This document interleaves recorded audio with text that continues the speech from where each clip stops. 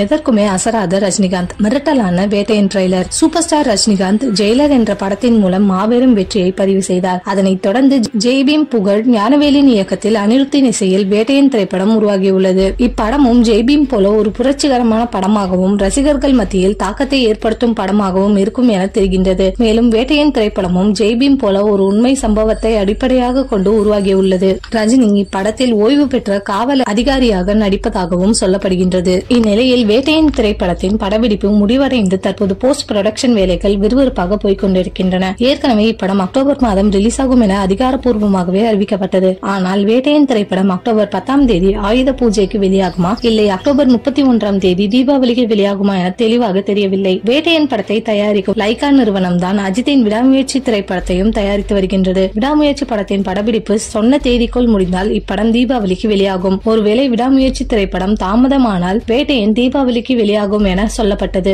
இதையடுத்து வேட்டையன் திரைப்படம் எப்போது வெளியாகும் என்பது தெளிவாக தெரியாத நிலையில் ரஜினி இதை பற்றி எந்த கவலையும் இல்லாமல் இருக்கிறாராம். ஒரு பக்கம் தீபாவளிக்கு சிவகார்த்திகேயனின் அமரன் திரைப்படம் வெளியாவதாக அதிகாரப்பூர்வமாக அறிவித்துள்ளது. மறுபக்கம் ஆயுத பூஜைக்கு சூர்யாவின் கங்குவா திரைப்படம் வெளியாக இருப்பதாக தெரிகின்றது. கங்குவா மற்றும் அமரன் என இரு படங்களும் மிகப்பெரிய படங்களாகும். இவ்விரு படங்களில் ஏதேனும் ஒரு படத்துடன் மோதும் சூழல் வேட்டையன் திரைப்படத்திற்கு உருவாகும். இருப்பினும் ரஜினி இதற்கெல்லாம் அசரவே இல்லையாம். வேட்டையன் படத்தின் கதையின் மீது கொண்ட அதீத நம்பிக்கையால் எந்த படத்துடன் மோதினாலும் பரவாயில்லை என்ற மனநிலையில் இருக்கிறாராம் ரஜினி. மேலும் வேட்டையன் ட்ரெய்லர் வெளியானால் எல்லா டாப் ஹீரோக்களுமே மிரண்டு விடுவார்களாம். இதனால் வேட்டையன் ட்ரெய்லர் ரிலீஸ் தேதியுடன் விரைவில் வெளியிட இருக்கிறார்களாம்.